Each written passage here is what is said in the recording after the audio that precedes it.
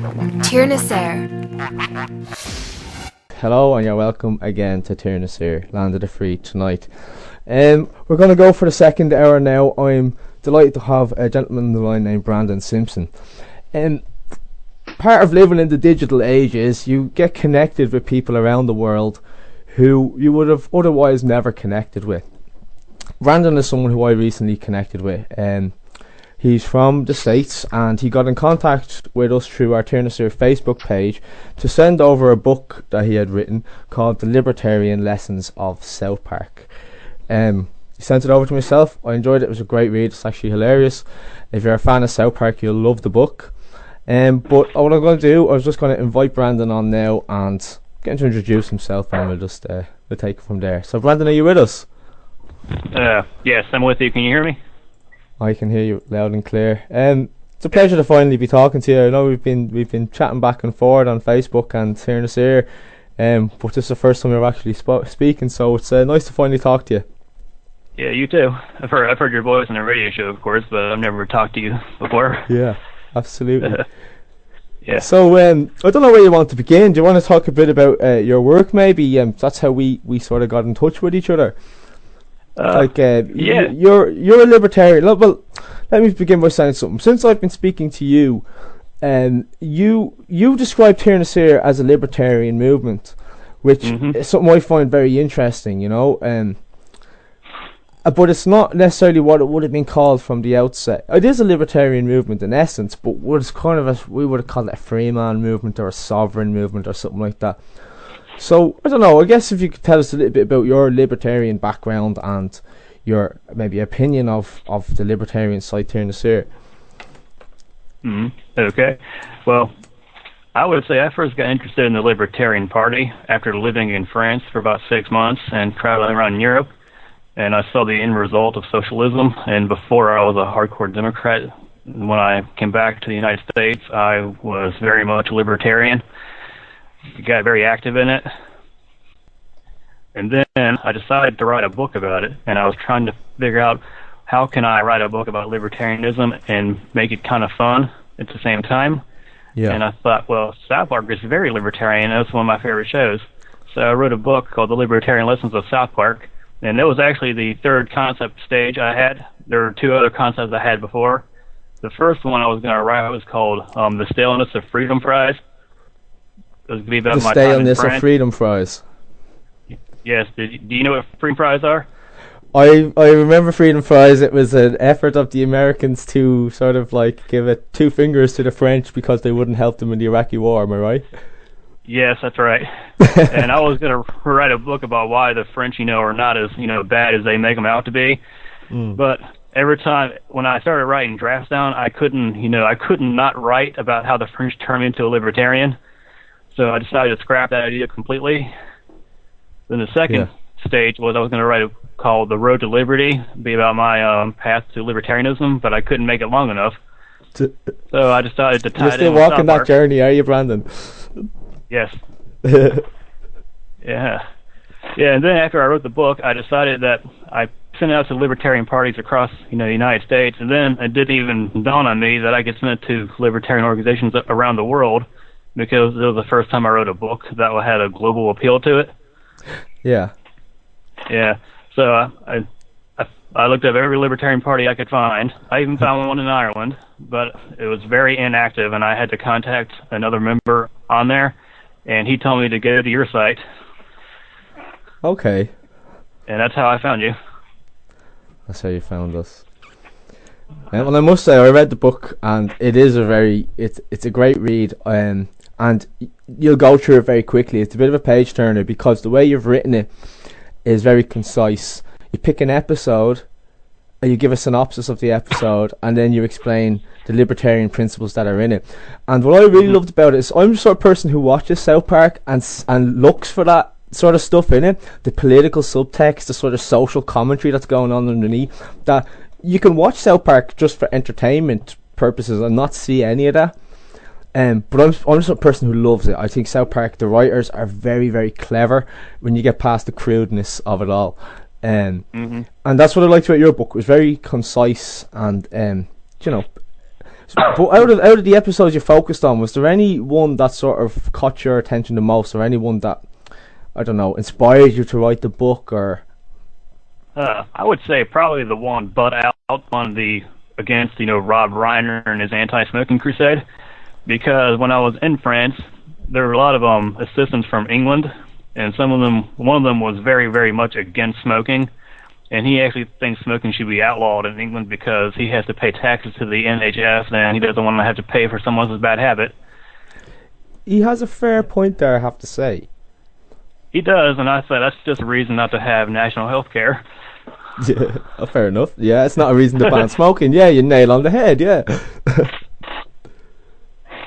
And I say, yeah, everyone knows it's free, but they still do it anyway. Yeah. And there's something else interesting about where you live. What state is it again? Kentucky. Kentucky, yeah. I thought it was that. It's a dry state, isn't it?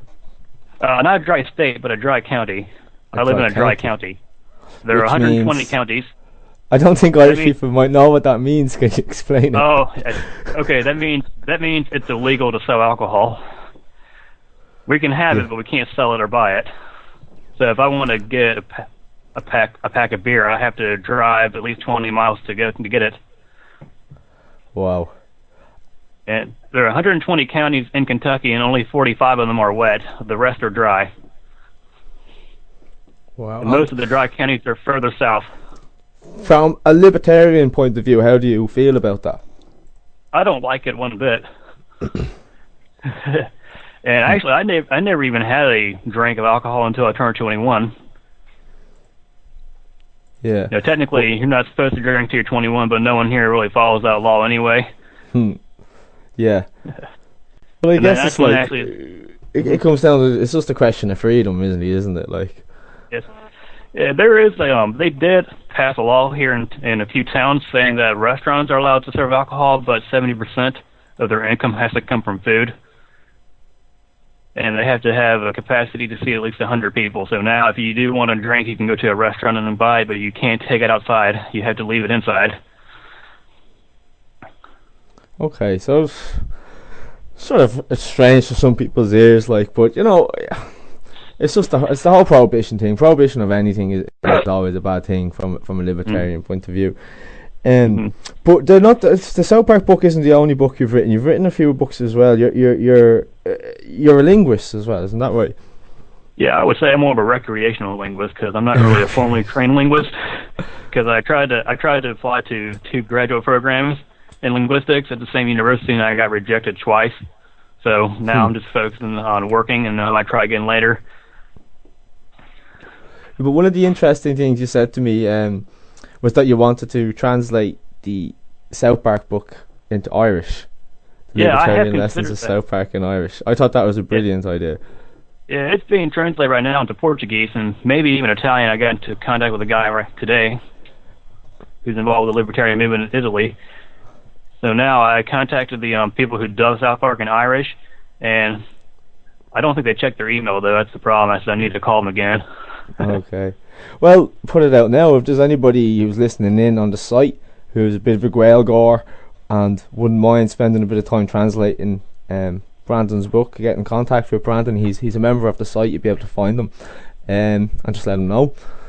Because I think it's just something I'd love to see myself. Like, I'm not fluent in Irish. I do try to speak it. I think it's important to speak it, if the little bits that you can. But it's something I'd love to see myself. Like. And another thing you said to me that really caught my interest, I think caught your interest as well, is when you came across the information on the Brehon laws.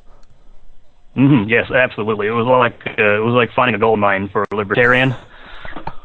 Can you talk a bit about that, please? Well, for me, it's finally proof of that. People tell me that you cannot have a society without government, and now I find proof. I guess you can. They say there's no example of a society of where radical individuality has taken place. I'm like, yes, there is. Yeah, and it was ancient Ireland. It was the United States of America for a short time. Yeah. Well, the land of the free. That's an interesting point as well. When's the last time you ever heard the President of America being referred to as the leader of the free world? Never. Not anymore. Well, Not anymore. I have, well, here, yes, but I don't know about over there. Oh, okay, fair enough, yeah. Yeah, Okay. because here people still think he's the leader of the free world, but their definition of freedom is skewed. Okay, yeah. But just on the topic of the Brehon Law, like, that was something that really appealed to me very early on in my legal journey, or my lawful journey, and my journey into the law, was when I started to realise these other systems existed. Like, legislation was one, and then the idea of common law, the old common law, and then you had the Brehon Law. They were all very different from each other, and the Brehon Law just stood out supreme. Because it was where the other laws were, well, legislation is very much a law that's put upon us. Common law could be a law that's described that it's for us, but Brehon law is a law of us. It's a law of man. And when you look into other societies, the research branched into I read the a likes book. of. Sorry, go on. Yeah. I think we might have lost Brandon. I'll try and get him back there. And what I was saying though is that my research into the Brehon law has sort of it's led me into other systems of law. And in college, obviously, I was studying it as well. You had Sharia law systems, Hindu law systems, tribal law systems, and they're all very similar in their essence, which to me suggests that they are the right way of organising ourselves. They're the natural way of organising ourselves. And this is evident because those societies had no connection with one another geographically that we know of. Like, the Irish people didn't have a geographic connection or a cultural or social connection with the Somali people, but the principles of law that they have are very similar. What do I mean by that? The systems that they have are kin-based systems. Kin, K-I-N, which is another word for like a family. Your family are your kin. But it goes a little bit further than that, because, well, in Irish, under the Irish law, your kin was in your family line, your father's line, through 8 generations. So your kin the person whom you're trying to all reach. your cousins, all your uncles, and all your aunties, through 8 lines of the generation, and also through your mother's line as well. But the legal family was through the father's line, and the law was sort of administered within the kin. It was administered by the family group. How this worked was, the family members could become liable for a crime in the 2nd degree. If somebody committed a crime against somebody and they couldn't afford to pay it, then the liability to pay the debt, the fine, would pass to the family of the person who committed the offence. And they would have to pay it.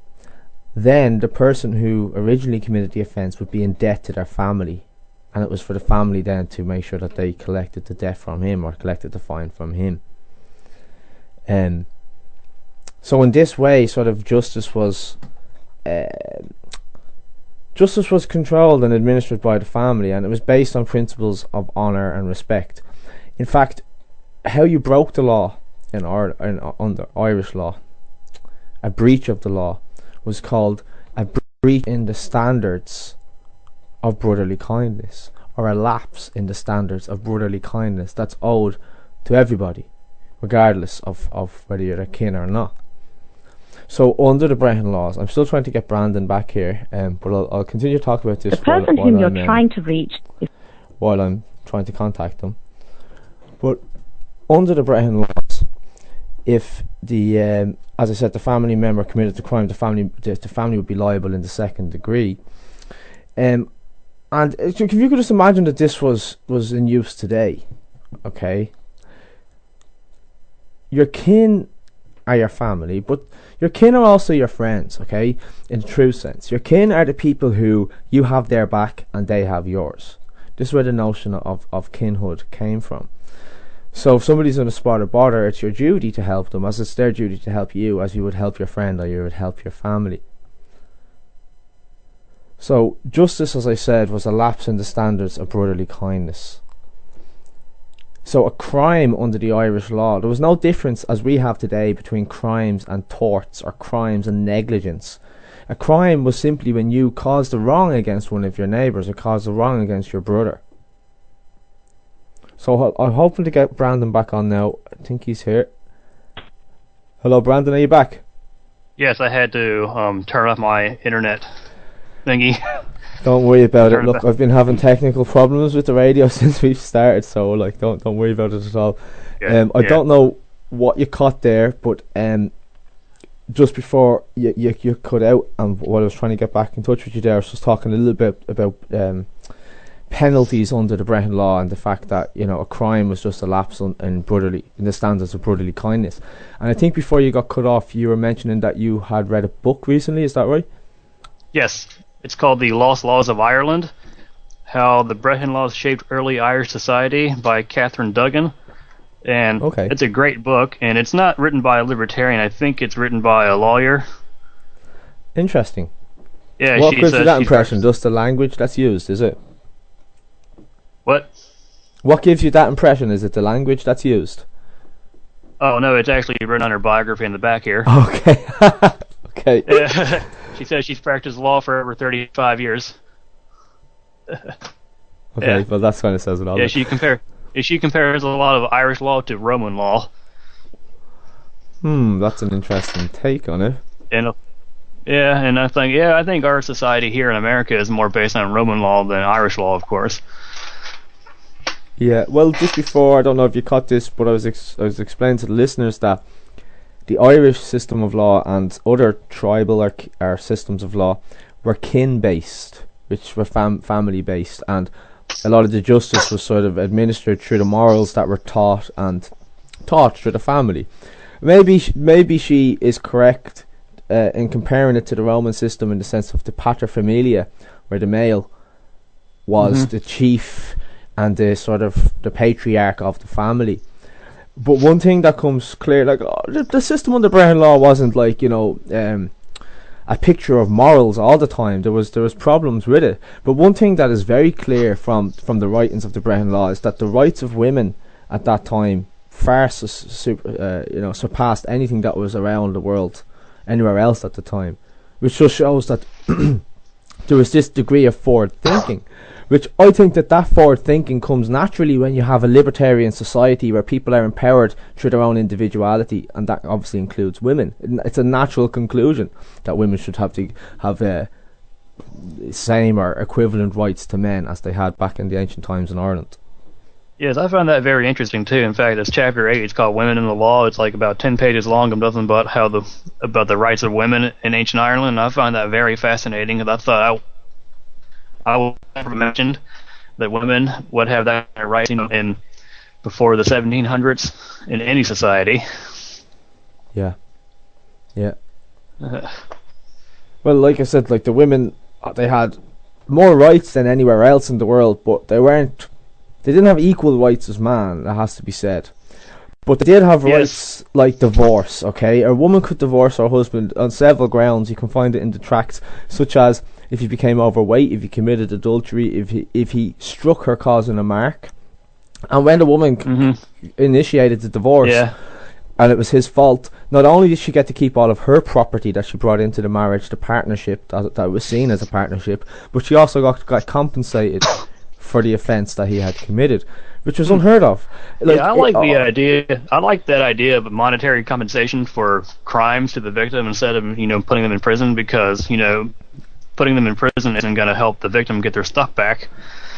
Absolutely. And as you know, I'd done a dissertation on this very issue in college, and the point that I made was that if we're sort of punishing people by putting them in prison, okay, and the equivalent, we're saying that an alternative to that would be, no, let's fine them for the crime as what was done under the Brehon law. The argument that you get back from that from legal thinkers is, well, are we just going to be putting a price tag on crimes here? Are we going to be saying that, a burglary is 10 grand or a rape is 50 grand? How are we going to quantify this? Is it fair? Is it right to do it? And I made the point in response that, is there any difference between quantifying an amount of time in prison or quantifying amount of energy in the form of money that has to be given over to the family? Like, it's not. I don't think it diminishes it in any way. That person is still going to be doing a penance, but they're going to be out in the world, and that family is going to be compensated. One of the quotes that really struck out for me in the Brehon law was the purpose of compensation is to help alleviate the suffering by sharing in it.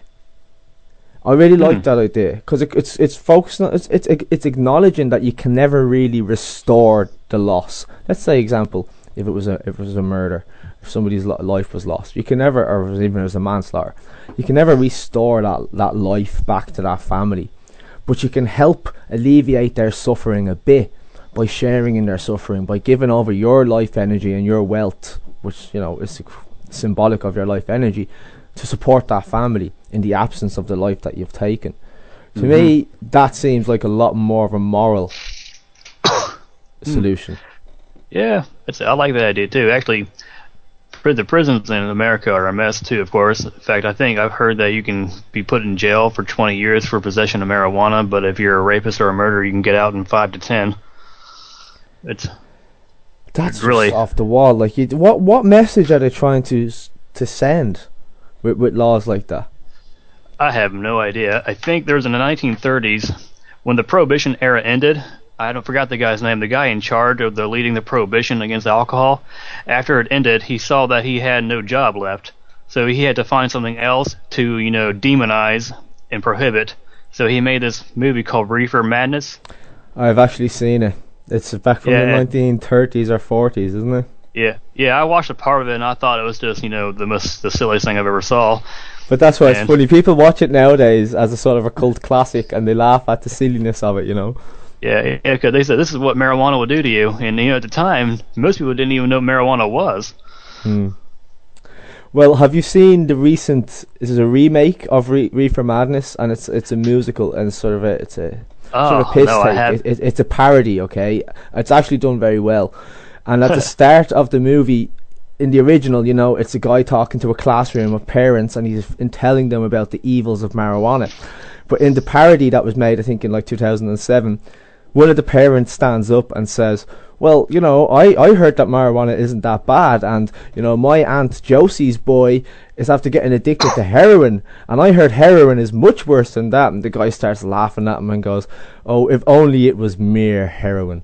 And they just hit the nail on the head. The paranoia and the fear and the hype that went with it. Yeah. And what's interesting about that is the history. Well, I've read a little bit about the history of the marijuana prohibition. I don't know how much to buy into this, but apparently it was a guy who had a lot of money in wood, in forestry and lumber, who had connections, who put money into this campaign because the hemp industry was going to damage his lumber and paper and tree industry. Actually, that sounds true. I think I did hear about that. There was actually an episode of Family Guy that touched on that too. Did you happen to see that? I didn't see that one, no. Yeah, no. It was the dog Brian was able to get marijuana and hemp re-legalized, and then Lois's dad Carter took him and said, "You're destroying my paper profits because now people are buying hemp instead of wood." Okay, yeah, very good. You think there's a book in that then as well, the Libertarian Lessons of Family Guy? Yeah, actually, there's a senator from Kentucky. He's trying to legalize industrial hemp in Kentucky right now. Didn't they legalize it in 2 states very recently? And I could see someone's have to put in the chat box there that they said that they think it's legalized in 12 states, if they're not mistaken. I think it's Colorado and Washington that I know for sure. They legalized it recently. In fact, you've got California really do the medicinal, like.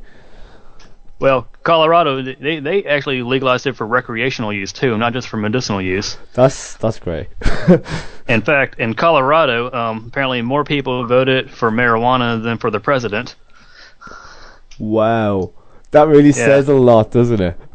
Yes, it does.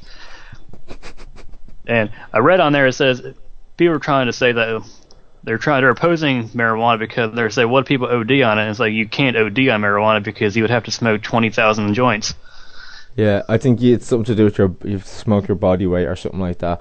But I think if you consumed your body weight of anything, you're probably going to die. Yeah. I mean, now if you compare marijuana to alcohol, I think alcohol impairs your judgment much worse than marijuana does. Well, I've talked to people about this before, and there's a really interesting point I think to be made here. Right? You look at the legal drugs, and you look at the illegal drugs. And the legal ones, you've got cigarettes, coffee, and alcohol. Okay. Yeah. Alcohol, it does nothing to, expand your mind or anything like that. It's a suppressant and a depressant. Okay. If people get messed up on alcohol, you've got coffee, that's a great stimulant, and it gets people working fast and gets them awake in the morning, and productivity is higher when people drink coffee. So that's okay. We'll let that one go. We'll tax it. And then you have cigarettes, which are a great source of income, which again give no benefit to the user except for a quenching of an addiction that they've developed. On the flip side, you'll have drugs like the natural ones, say magic mushrooms, for example. Do you know, Brandon, that until recently in Ireland, because of a legal loophole, this is probably gone back about 5 years, you could buy magic mushrooms over the counter in shops. What's a magic mushroom? What's a magic mushroom? A magic mushroom is it's a mushroom that has a chemical in it called psilocybin, which I suppose, like, for millennia, people have taken these mushrooms, like druids and shamans. And, I think we don't. a hallucinogenic. Yeah, we don't call it that here. I think when you're talking about that, we just call it shrooms. A shroom, okay, yeah. Well, yeah, that's another word for shrooms, yeah. But they grow naturally in Ireland, but at the time you could get any of them over the counter. And they brought in an overnight ban. The tarnished at the time, Mary Harney, which was actually an illegal piece of legislation, but who's going to challenge it, an overnight ban on the sale of these things. But that aside, you've got marijuana, and you've got other, what people would call mind expanding or mind altering substances. And I think Bill Hicks makes the point very well when he's talking about the drug war, when he quotes some president or politician who comes out and says, we're losing the war on drugs, and Bill Hicks turns around and he goes, that means there's a war on, and the guys who are on drugs are winning. They don't even know there's a war on, they must be some really creative people to be winning this war, you know what I mean? Because I think we're going to join that side. So, it's just interesting how the drugs that are illegal are seem to be ones that expand consciousness, and the drugs that are illegal are the ones that suppress consciousness. Yeah, what I find interesting is that they want to, the United States here at least, they criminalize all these drugs like marijuana, cocaine, heroin, but it's because they want you to buy their legal drugs like painkillers and prescription drugs. There's a much worse problem with that than there is with marijuana in this county, at least. In fact, I know people will pay $10 for one pill. It's crazy. Yeah, that's a really big. You make a very good point there. I think 5 of the Fortune 500 or loads of the Fortune 500 are pharmaceutical companies. Big pharma is a scourge on this planet, and people are doped up to the eyeballs on what are classed as prescription drugs, the psychotropic drugs, and that's okay. This is acceptable. A friend of mine, this has gone back again another couple of years, he was given medication and he refused to take it because it said that side effects might cause suicidal or homicidal tendencies. That's not, first of all, there's no such thing as side effects. That's an effect. But how can they put stuff like that out into the general public? It's shocking. I know. I don't understand either. At least here, I guess if it's not approved by the Federal Drug Administration, they have to put on their bottles, not FDA approved. So you take it at your own risk. Okay, yeah. FDA approved. What's really interesting about the marijuana in this county, how I told you I live in a dry county, so it's actually more convenient for me to go find, marijuana than it is to go get alcohol. And would there be a culture of marijuana then in your county, more than alcohol? There used to be. Now it's more of it's more like painkillers than it used to be. It's really turned into a bad problem here because if you go to the local Walmart and there's the people who come from out of town and they go around and they say, "Oh my God, what's wrong with these people?" And they're on drugs. You can see it on their faces that they're drugs. Yeah. Yeah. Whew. Well, there's another point you wanted to talk about. You were mentioning to me earlier on before you came on. Something you said, interesting information that you've been reading about in Irish legislation, is it? About yes. Well, what's this? What's this about? I've been reading the budget and taxation from the Department of Finance, and if I'm reading it correctly, okay, I don't know if I am or not, it says they're going to spend 56 billion euros, but they're only going to collect 15 billion euros in taxes, which means there will be a 41 billion euro deficit this year. Does that sound right? Well, I don't know about the numbers. I don't know about the numbers, Brandon, but I can tell you that there's some crazy huge deficit. I don't know what the number is, but yeah, we're billions in debt, like, apparently, supposedly, allegedly. This is what they say. But where we come from on here in Saor, and the sort of philosophy that we promote is, well, like, whose debt is that? People of Ireland. Yes. I never signed over for any debt. Yes. They I don't know how much you'd pay attention to what the Irish politics and what's going on.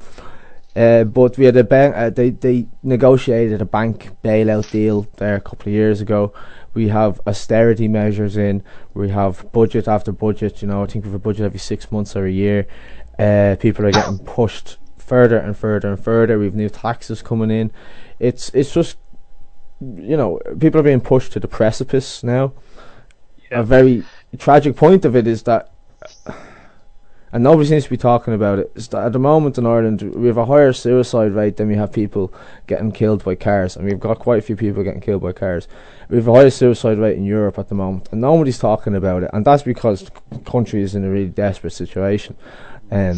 Not by the fault of any of those people, but by the fault of those who are trusted with the authority, to make the right decisions. Yeah, I was listening to you earlier on. You talked about the local property tax. Apparently that's new this year. The household tax, the household charge.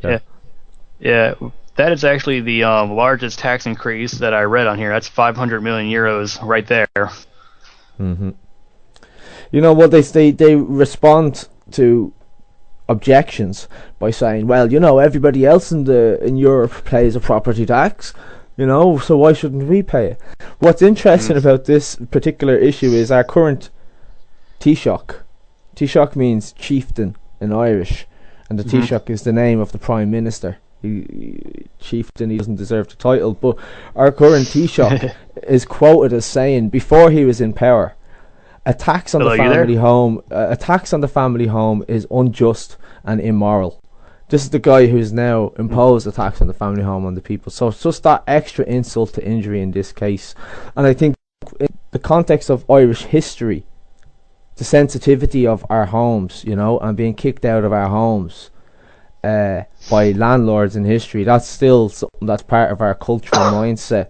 And to see it happening now again to people, and to see our government legislating in such a way that allows the banks to plunder that property is really disgraceful. So I don't know. Hopefully, if you were listening earlier on this event on the 18th, I'm not someone who puts too much stock in protest, but I think that something can happen with this event if people get involved, just to make a statement of anything else.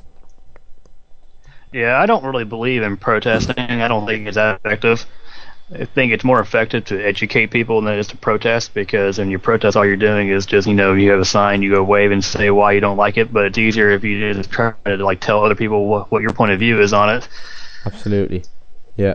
No, I agree with that, and I think that's where the idea for the referendum has stemmed from, because these protests are going on over here regardless of, that point, which is a valid point. I think, that's where Tiernan Saor steps in a way, is that we very much focus on education, and if we get people onto the site, and there's all the resources there for them to educate themselves. But this protest is going to happen regardless, and these protests continue regardless. And if we can take that energy that's already going to be there and sort of channel it into an empowering idea and educating the people through the actual action itself, then it's obviously going to be much more effective than what we're used to when we think of as protest. I think if people go away from this event sort of thinking, wow, we do have the power to take control of this situation, that's a huge step in the right direction, because there's a lack of morale in the country because of the debt, because of the fear. People are in a lot of fear because they're going to get kicked out of their house, and that's what people are focusing on, the debt and the fear, because it's the problem in their lives. So if you can get rid of that fear and dispel that fear, then you allow for other energies to come through. You allow for them to sort of like start working to make the country better, because they're not worried about their fears of their debts and things like that anymore. And like in conjunction with this, it's not just this event that's going on. Like, there's people who are working on mortgage strike, organising that to get people to stop paying their mortgage. We have a group over here called Debt Options who are taking cases against the bank. Hundreds of, I don't know if they're in the thousands yet, but they've definitely lodged hundreds of cases against the bank. So there's a lot going on, and for me it's about bridging the gap between the people who feel right now that they're in dire straits and there is no light at the end of the tunnel, and that there is light at the end of the tunnel. Here's the solutions, and there's a gap between that, and that gap is empowerment. That gap is getting to their hearts and minds and saying there's a chance here. Do you know what I mean? Yeah, one thing we say here is that, when I was in Europe, I saw protest was much more common there than it is here in the United States, of course. But until recently, now I think now that Americans are getting more and more fed up with the government, they're starting to speak out more than ever. And I think, hey, I lived in Europe for 6 months. This is where we're headed if we don't stop. Yeah, like when I was younger, I used to want to live in America. You watch the films and all on TV, and I thought America was the place to be. You know, and I remember actually I had a teacher in secondary school. She was a substitute teacher, and she was from America. And I remember this really distinctly. Like, it sticks out in my mind very clearly. And she was saying, if you're the sort of person who watches the TV and sees pictures of the White House and sees this, you're a slave to the media. And it just really struck me. Like, I was like, whoa, that's very harsh. Like, we're only in secondary school. She goes, you're a slave to the media. Yes. She goes, if you drive 2 blocks away from Washington, D.C., you'll see people on the streets, you'll see this, you'll see that, you'll see the other. So you're a slave to the media. And it always stuck out in my head. Like, I actually, like, that's probably it probably was a defining moment for me. Yeah, when I was there as an English language assistant in a French high school, and all the French kids there, they had the image of America as being either New York City or California. And then I told them about where I live, and I'm thinking, I do not live like that. So compared to them, I have a pretty hard life. Like, I told them I didn't even have access to public water until 2007. Really? Are you out in like are you in a rural place? Oh, yeah? Very, very rural. Actually, I'm on the road I live on was the last one to be paved in this county, and it just got paved a few years ago. Wow. Well, in Ireland we say you live in the sticks. Yeah, we say that too. Actually, we say we live in the sticks. But then again, a lot of us are descendants of Irish immigrants, so that might be where it came from. That's a good point. Yeah. Which reminds me, you're someone who's a recreational linguist. Someone once said this to me. I don't know if it's true, but I'll see what you think anyway. In America, when you say to people, "You dig," do you dig it? And it sort of means, do you understand? Do you get it? Are you with me? But someone once explained to me that comes from the Irish immigrants, because the Irish for "do you understand" is "on digging to." So over the course of time, "on digging to" would have become "on dig." You dig? Do you dig it? No, I heard that once long ago. I said it to somebody before, and they laughed at me and they said, "No, it came in with in the 60s with the hipsters." So I don't know. It's just an interesting point, I think. Yeah. I think it did. It probably came in with the hipsters, because I don't hear that very much anymore. The only time I've ever heard someone say, "Do you dig it?" is from, pimps on TV. Yeah. Good point. Okay. Yeah. This is, I think, well, it's an interesting linguistic anecdote, probably. Ooh. Yeah, what else is here that shocked them? Of course, yeah, we don't have train system here either, so, like, Kentucky is about the size of England, and there is no, passenger train system, and they said, well, how do you get from one place to the other? I said, well, you have to have a car. If you don't have a car, you're out of luck. Yeah, then I told them about the gas prices going up. It's like right now it's about $3.50 a gallon. When I started driving, it was about between $1 and $1.20, so it's tripled in just 10 years. And when I compare it to gas prices in Europe, it's actually really cheap. And I said, yeah, but if it's your only means of transportation, it's really hard on you. So what's your solution to that? Would you ever look into changing your engine over to run on something else, or?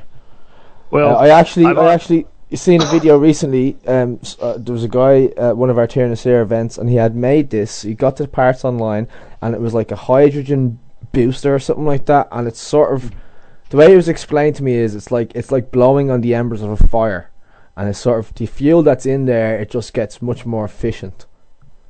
One thing, I bought a car recently, and I bought the cheapest one I can get because I'm not made of money, of course. And when I look for a car, I always think about fuel efficiency first, and I don't really care how it looks. And a lot of people do here.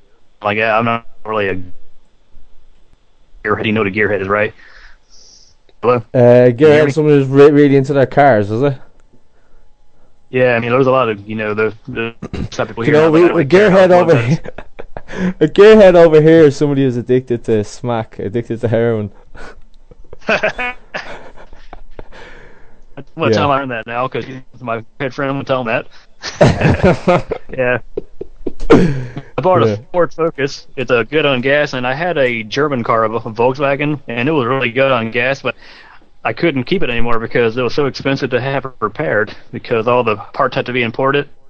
Well, I needed a wire, and my mechanic called and said it was $180, and he said it's lined in gold. Yeah. So I'm probably gonna get a hybrid car next. Yeah. Well, that's the thing. You should look into that hydrogen fuel cell thing that I seen. I'll get in touch with the guy. I know him on Facebook. I'll get him to send me the link to the video or something, and you can have a look at it. Because it's an option. It's something to consider. Yeah. There's also, speaking of transportation, there's this thing I read about called the Tesla Tube, and I thought I would be so in favor of that, but it's going to be so expensive to have built. And what it is, it's a transportation system that can get you from, say, New York City. Let's say if you build one from New York City to London, it would take only 45 minutes. Wow. Because it goes 4,000 miles an hour.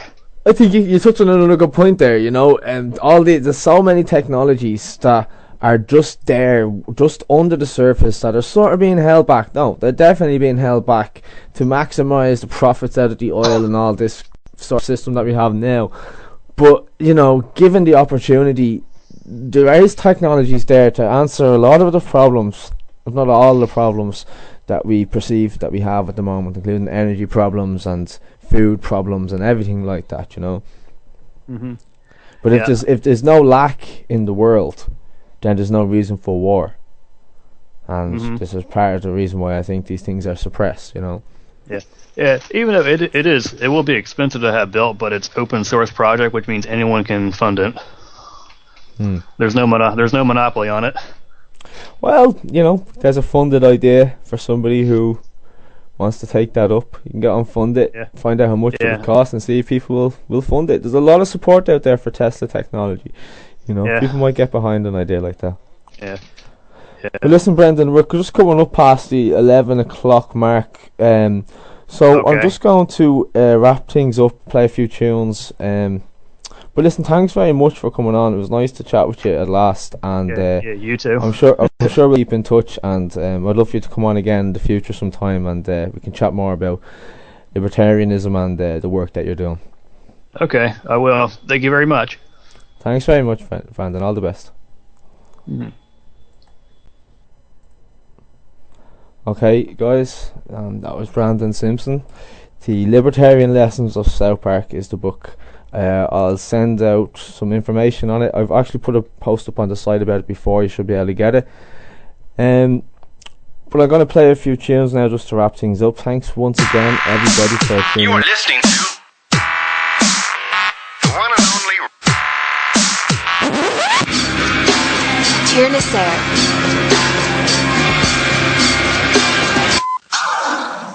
the land of the free. Community radio at its best.